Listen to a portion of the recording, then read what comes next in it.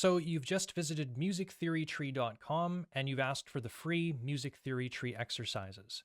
They were sent to your email inbox, you downloaded them, printed off the first one, and you've got a set of colored writing utensils to your side, or you've opened up the diagram in your favorite drawing application and you're ready to start learning and linking together every note in every chord in every key systematically using basic shapes and colors. Let's get started. So first of all, this image here, which may be very well the thing that brought you here, is called a single orbit C major music theory tree. It's all filled in. There's a lot of stuff going on. There's a lot of colors. It's quite intricate. It may be overwhelming to look at it first. So in order to better understand what's going on here, let's start with some simpler diagrams. In the subject we're studying, commonly known as Western music theory, it all begins with the chromatic scale. This is a linear chromatic scale only because it's all lined up. Essentially, we could look at this as the musical alphabet. The typical English or Latin alphabet has 26 letters. Fortunately, the musical alphabet only has 7. But there's a catch.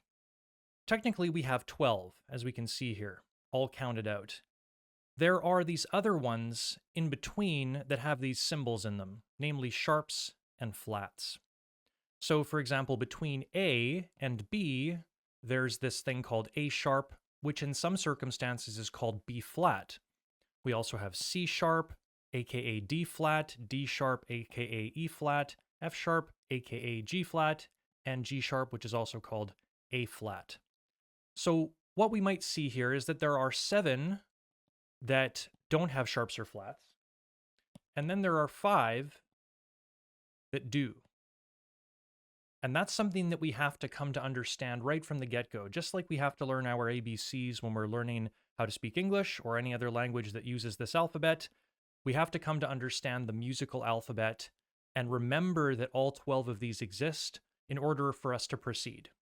So the simplest way to think about this is that we have the letters A through G, and in 2 cases, and only 2 cases, there are letters which don't have any between them with sharps or flats. So, namely, the pair BC doesn't have anything in between. It's just right side by side.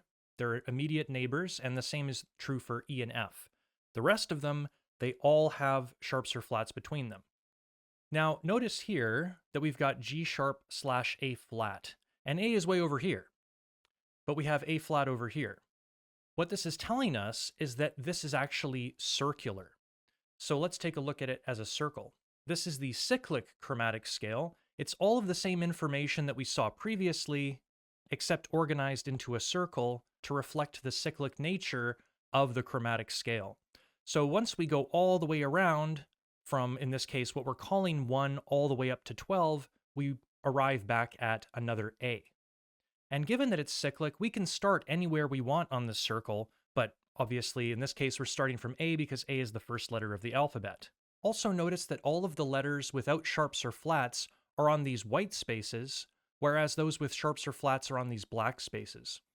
The reason for this is that commonly people teach music theory using a piano, and you'll notice that when you play a piano or when you're learning piano, that all of the notes without sharps or flats or pitches without sharps or flats, they're all found on the white keys, and those with sharps or flats are found on the black keys. So there are a few different names for these objects, these letters in music theory. Technically, A and B and C and B flat and all of these other symbols, they're technically pitch classes. For the purpose of this conversation, I'm just going to be referring to them as notes. That is the more commonly used term. There are some differences, but we're not going to belabor those at the moment. Now what we want to do is we want to look at the 7 natural pitch classes, because 12 of anything is a bit overwhelming to think about at any given time, and to learn music theory, we just have to isolate 7 of them and proceed forward. Here we have the linear A minor scale. So again, this is just all of the pitch classes or notes, which are naturals from A to G. And we've just removed all the ones in the middle. We are not concerned with the information here. We remembered that there are notes in between, but we're not going to concern ourselves with them. We're just going to remember that they exist. They're going to serve as placeholders for us to understand this unique set of notes. And further, we want to understand these. These are called intervals. In the case of the W's, those are called whole steps. And these little H's, those are called half steps. So from B to C is a half step. From A to B, however, is a whole step. So we see certain instances here where there are whole steps and there are half steps. This is just another way of describing the fact that when we take this subset of natural pitch classes, or natural notes, from the chromatic scale that has 12, we have these uneven spacings that develop here.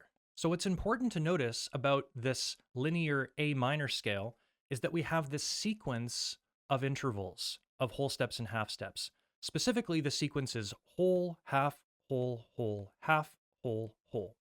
This is the intervallic formula or the interval formula for a minor scale. We're talking about the A minor scale in this case, but there are other minor scales. We could have a B minor scale or even a C sharp minor scale. We're only concerned with the A minor scale in this case. And again, we're doing that because we want to just think about all of the natural notes and not confuse ourselves by including 12 different notes with sharps or flats. We're just sticking to this set. So now we're looking at the A minor scale from the cyclic perspective.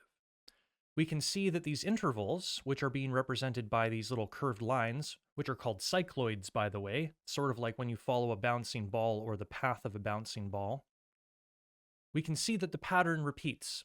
So not only does the pattern of notes repeat after we go all the way around, but the pattern of intervals also repeats as we go all the way around. So we can see that here. Now we've got an understanding, once again, that there are these 7 natural notes, 2 pairs of them, specifically B and C, and E and F, are half steps apart, and the rest are whole steps apart. The easiest way to remember this, once again, is that they're just 2 pairs which are right side by side or separated by half steps, and the rest are all whole steps, rather than trying to remember a set of 5 things, which again are the set from A to B, from C to D, D to E, and so forth. Over time, we'll come to know all of them, but just for now, at the very beginning, it's easier to start with 2 of something rather than 5. Now, this is where things get a little bit strange. We're going to talk about now the C major scale. The C major scale is all of the natural notes from C to C with no sharps or flats, and we're going to call this the most important scale in all of our studies. The C major scale can't be understated in terms of its importance. It is the scale that we will compare all other scales to. This is common practice in the Western world. We'll see here that we've also got these numbers that we're attributing to each of the letters, to each of the notes. These are called scale degrees. They're just numbers that we can substitute in for a given letter. So in the case of the C major scale, the number 1 is C, the number 2 is D, E is 3, etc. And then again, we have it just represented as a circle here. One of the most important things in all of music theory is this pattern. So we looked at that other pattern before for the minor scale. The major scale interval formula is the most important pattern, namely whole, whole, half, whole, whole, whole, half.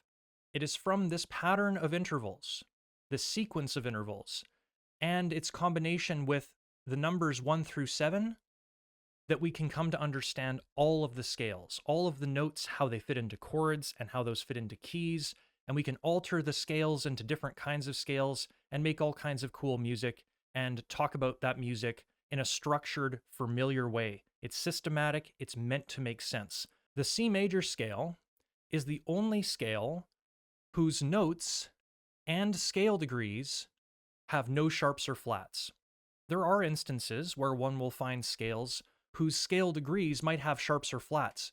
One will find scales where there's a flat scale degree 3, for example, or a flat scale degree 6, or a sharp 4.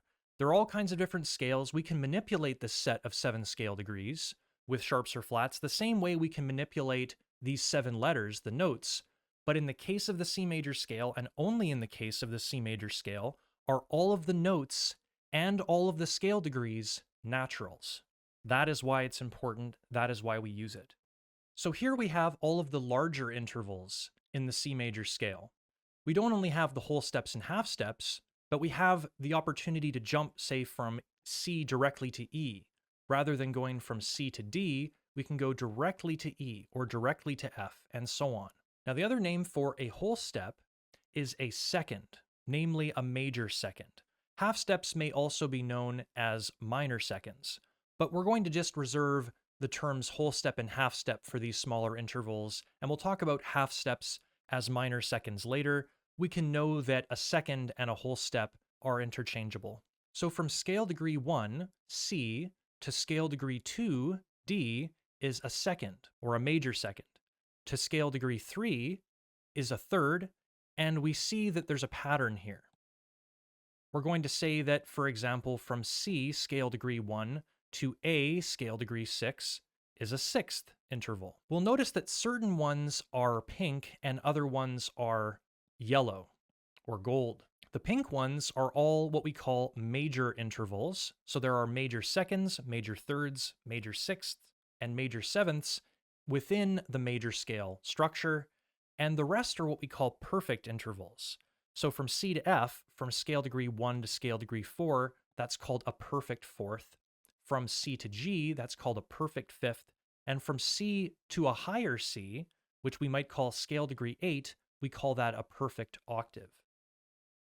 Now, we know that C is called 1, and C is also called 8, and we can remember something, that all scales are cyclical. So the cyclic C major scale, we can see that we have all of these intervals, the major second, also called an M2 or capital M2. We have the major third, aka capital M3, and all the way through to our perfect octave, which would be the entire rotation around the scale. We notice that we can just call this number 1. We don't have to call it number 8. In certain circumstances, one might call it the number 8, but it's easier to remember that we have the letters C through B, which are all mapped to the numbers 1 through 7. So now that we've established that we have these linear and cyclic ways of arranging the information, and we have these lines that connect things together that we're calling intervals, or the distance between two notes, we run into a bit of an issue. Because what if we want to talk about all of the different kinds of intervals, but starting from every note or every scale degree? How do we accommodate that? It's going to get pretty messy if we try to put cycloids on every single note. Like, just imagine if we had one from here to here, and then here to here, and here, but also from here to here, and here to here. It'd be very difficult to follow. So, fortunately, as it turns out, we can arrange all of this information like this. Leaving the outside information for another time, we can just look at the inside here. So again, this is a single orbit C major music theory tree. And everything's been color-coded, the same way that we saw before, just the colors Roy G. Biv have been mapped to the letters C through B, or the notes C through B. We can see here that we have C in the center. We can call this the key center, or the harmonic center of the C major music theory tree. And all of these, again, are the scale degrees, which are going to represent the roots of our tree. Scale degree 1, aka C, is the first root in the C major music theory tree. And then D is the second root in the C major music theory tree, and so on. Again, we see the important major scale interval formula from whole, whole, half, whole, whole, whole, half, all the way around the circle, and we get back to 1. One thing that you might notice is that all of these are equidistantly spaced. They're the same distance apart. So what we've done is we've just put these W's and H's in here to remind us that the space from E to F, for example, is actually a half step or minor second, and from C to D, scale degree 1 to scale degree 2, for example, is actually a whole step or major second. And that might be a little bit bothersome to some folks, the idea that we have them all evenly spaced, but we have these different symbols in between them. This is not unlike sheet music. In sheet music, we have a staff or a stave, and we have 5 lines that are spaced equidistantly from one another. But when we put a note on a line here and a note on a line here, this interval could be different intervals. It could be a major third, it could be a minor third, depending on the circumstance. And that's why it's important to come to understand the C major scale very well and understand that it's a subset of 7 notes that's taken from the chromatic scale, Once again, as a reminder, we have a note between C and D, namely C sharp, aka D flat, as we saw before.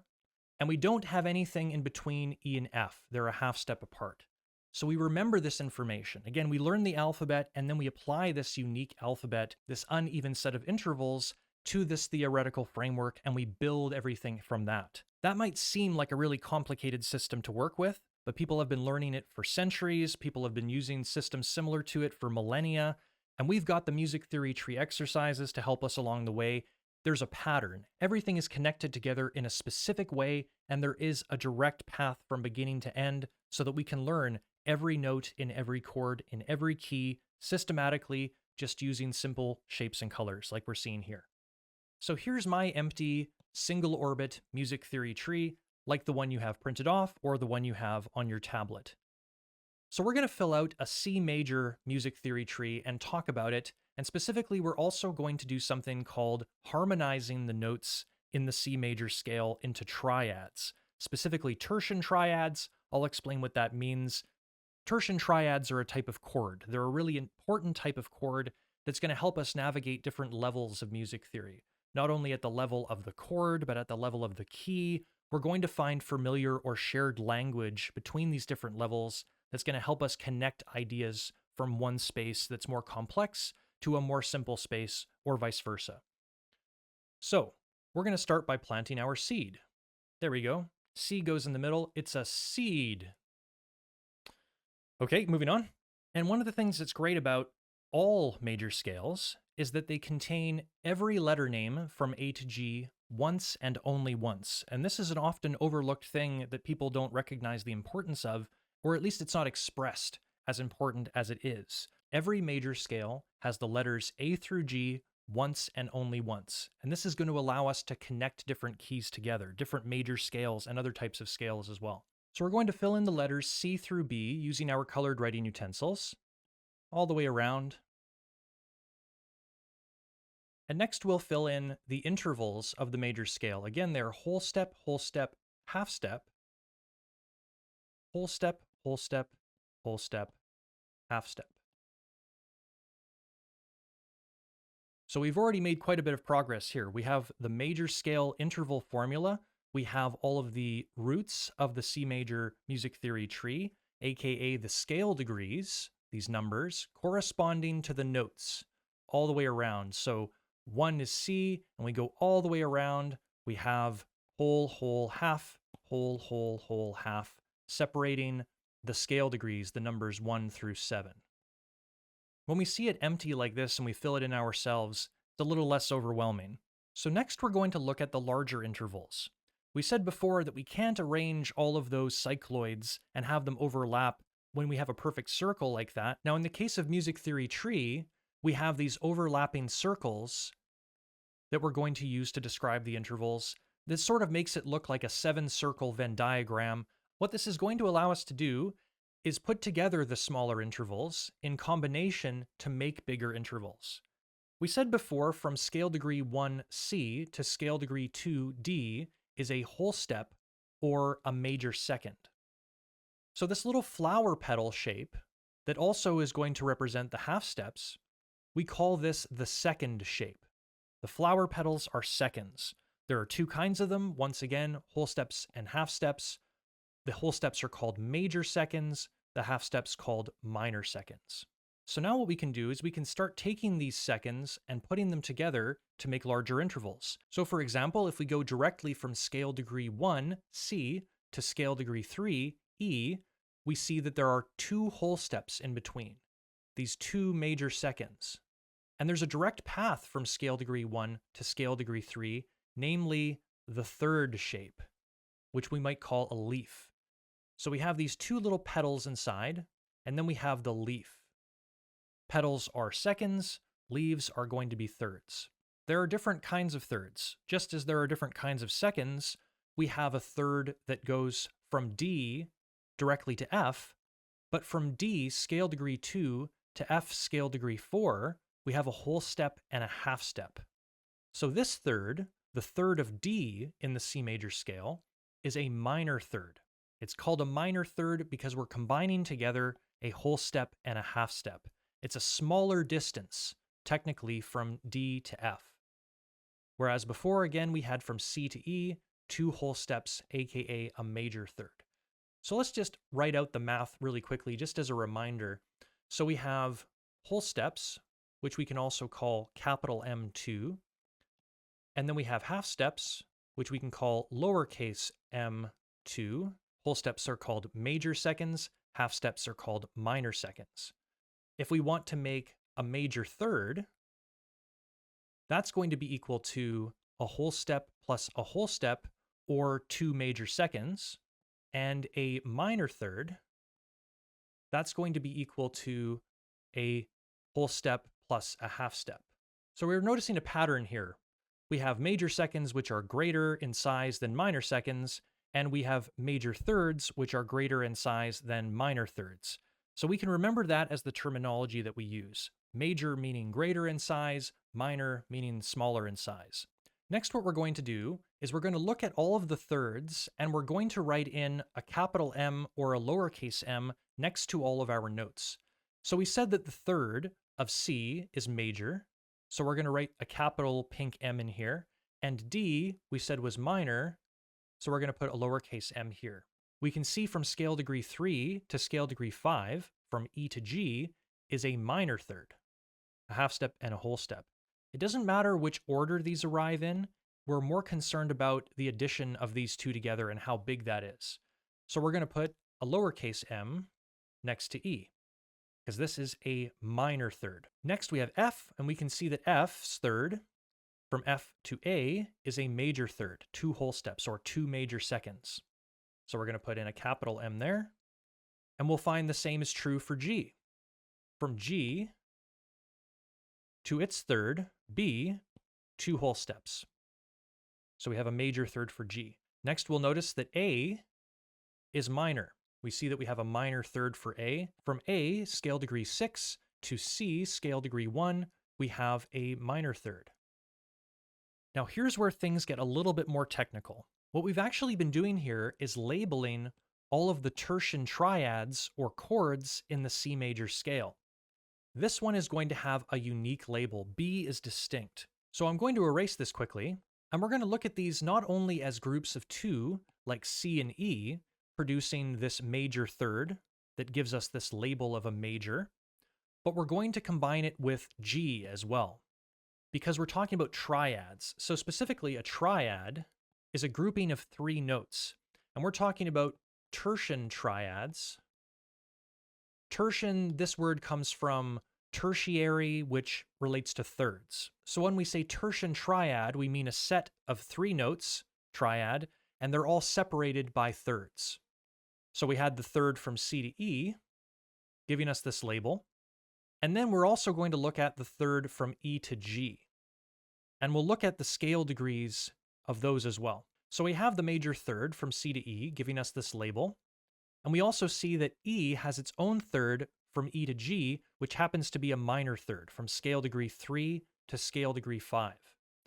Let's write out the spelling of the C major tertian triad, or the C major chord, more simply put. It's C, E, G. This is the spelling of the C major chord. So if someone says, spell a C major chord, it's spelled C-E-G. When we talk about this set of notes as a chord, we can think about their scale degrees as well, and that will give us more information. This will help us navigate further in the future. So we said before that scale degree 1 was a root. It's the root of the C major chord. So we're going to put a little R over top of C, saying that in the C major chord, C is the root. It happens to be scale degree 1 in the C major scale. And we know that if we call C1, we know to call E3, so we're just going to put the number 3 up here. And we also know that G is called number 5, so we're going to put 5 here. Now, we're going to talk about the larger interval here. There's an interval that goes all the way from C to G. And as we saw before, that's called a perfect fifth. A perfect fifth from scale degree 1, in this case C, to scale degree 5, in this case G. This large interval here, that's called a perfect fifth. And we see that inside the perfect fifth, there are two thirds. There's a major third from C to E, and there is a minor third from E to G. So one of the ways we can talk about a perfect fifth or a fifth is that it's the combination of a major third plus a minor third. We can also look at it as the combination of 3 whole steps and a half step, or even combine together just all the half steps. We can say this is 2 half steps, 4 half steps, 5, 6, 7 half steps. So a perfect fifth is 7 half steps, aka a major third plus a minor third, aka 3 whole steps and a half step. The easiest way to think about a perfect fifth, because it's a larger interval, is to just think about it this way. For now, in the case of major scales, when we're talking about these kinds of systems, a perfect fifth, we're going to call it P5, is equal to this. And we'll find that we have perfect fifths for all of these triads, but not this one. B does not have a perfect fifth when we harmonize the notes of the C major scale into tertian triads. And this is going to give us a unique symbol that we're going to talk about in just a moment, but let's check our work first quickly. We're going to look at a couple of examples. Notice that from D to F, we said that's a minor third, whole step plus half step, and from F to A, the fifth of D, we have this large interval here. We have a major third and a minor third. We don't care about the order, we just care about the collection of intervals that separates D and A. And so therefore, D has a perfect fifth. So let's write out the notes of the D minor chord. The D minor triad is spelled D, F, A. And we said that each of these scale degrees are the roots of the chords. We said that scale degree 1 is the root of the C major chord. In this case, we have number 2, which is the root of the D minor chord. So we can put the letter R here and say that in this case, when we're talking about this set, this spelling of this chord, D is the root in this case. If we're talking about this chord, C is the root. Now when we go to F, we know that F is the third of D, but we know it's the minor third of D. So in this case, what we're going to do is we're going to write a little flat symbol.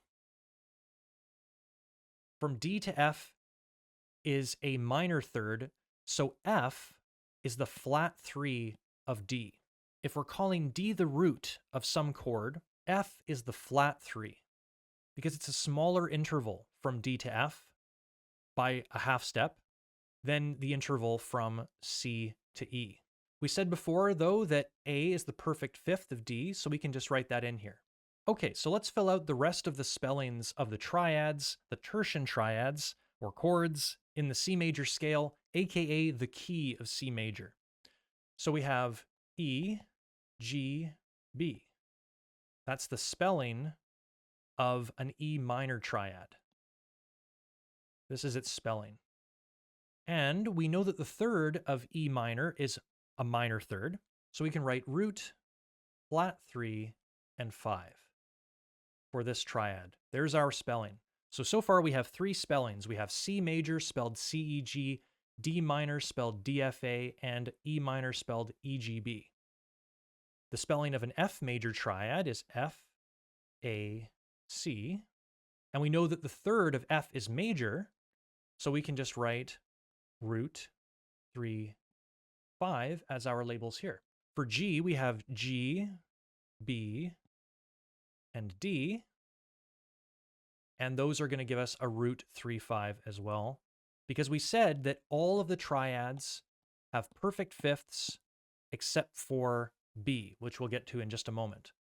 So lastly, we'll put in A, C, E, and those are going to give us the root flat 3 and 5, perfect fifth of A, because we said that the third of A is minor, whole step and a half step.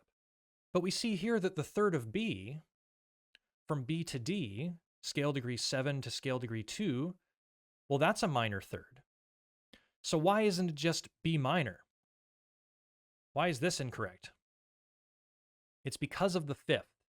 So we're going to look at a diminished fifth now. We're going to put this little symbol in here, this lowercase d. That's going to stand for diminished. Sometimes we'll see people write it like this. It's actually kind of uncommon for people to write it with a little lowercase d, but that's what we're going to use for these diagrams. Just because we're using letters and colors, we're going to use this symbol, this nomenclature. We know that the spelling of this B diminished triad is going to be B, D, F, because the pattern we're using to make all of our triads could be simply summarized as take a note, leave a note, take a note, leave a note, take a note. So we have C, E, G. Same thing for D, take a note, leave a note, take a note, leave a note, take a note. And that's the spelling of a D minor triad. So the spelling of a B diminished triad is B, D, F. And we know that it's going to have its own root, which happens to be scale degree 7. It has a minor third, so we're going to write flat 3 here. And it's going to have a flat 5. F is the diminished fifth of B. We can say it's the fifth of B because we're just going around the circle 1, 2, 3, 4, 5 letter names, 5 note names, but specifically it's a diminished fifth because in this case, and only in this case, we have 2 minor thirds stacked together. So from B to D is a minor third, and from D to F is a minor third. So we said before that a perfect fifth, or a P5, is equal to a major third plus a minor third, and a diminished fifth, which we can write here, diminished fifth is equal to a minor third plus a minor third. We could also look at this as 6 half steps. As we said before, a perfect fifth is 7 half steps, but the easiest way, once again, to think about this in the case of major scales when we're doing this exercise is to think about a diminished fifth as the stacking of 2 minor thirds. And since we're not using a major third and a minor third, it's been diminished in size, one might say. It's smaller, it's been made smaller. That's one way of thinking about it. So a diminished fifth, 2 minor thirds, perfect fifth, major third, and minor third. So all of the information we've written out here has so many applications. One couldn't even name the number of applications for this information, specifically the notes and scale degrees and intervals and spellings of the triads in the key of C major. Tremendously useful information. We're going to learn together how this information may be used in pieces of music, how this connects to other keys, because again, we want to learn all of the notes in all of the chords in all of the keys systematically using simple shapes and colors, not just those in the C major scale or in the key of C major. We're going to do this for all of the keys and connect them together. And so what this system will allow us to do is expand on these ideas and connect these notes to the notes of the chromatic scale that are found in other keys, which we'll use to make other chords. Everything is set up systematically. The main takeaways here from this exercise are the intervals of the major scale, namely whole step, half step, whole step, whole step, whole step, half step, reminding us again that there's a half step between E and F and B and C, and the rest have whole steps. We have the notes of the C major scale, namely C all the way through B, no sharps or flats anywhere. We have the qualities of the triads, or the qualities of the chords that we built in the C major scale, or in the key of C major, and we'll remember them as a pattern of qualities, namely major, minor, minor, major, major, minor, diminished. We have the spellings of all of the triads. C major is spelled C-E-G, D minor, D-F-A, E minor, E-G-B, F major, F-A-C, G major, G-B-D, A minor, A-C-E, and B diminished, B-D-F.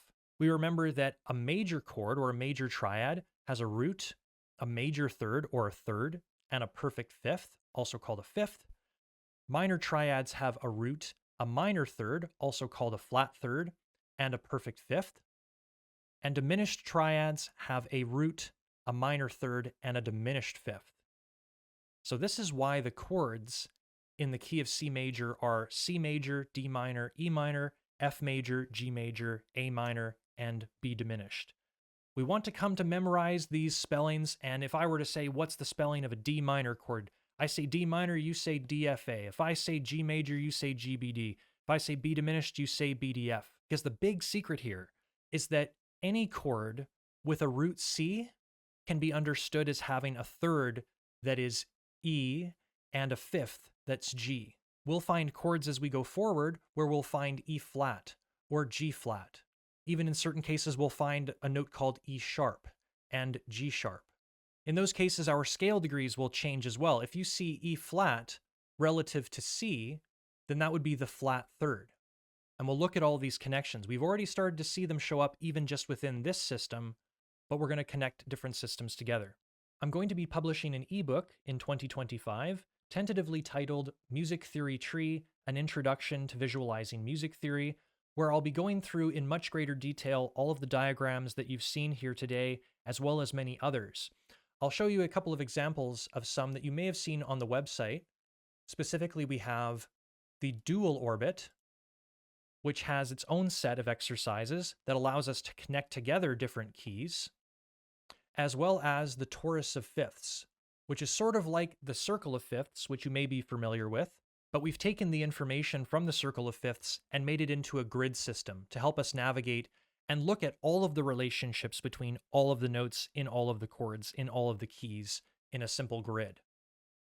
In the next video, we'll be filling out a G major music theory tree and an F major music theory tree, and talking about how the notes differ, how the chords differ, and we'll start looking at a special pattern that will help us to connect the keys together and understand why different keys have the notes that they do.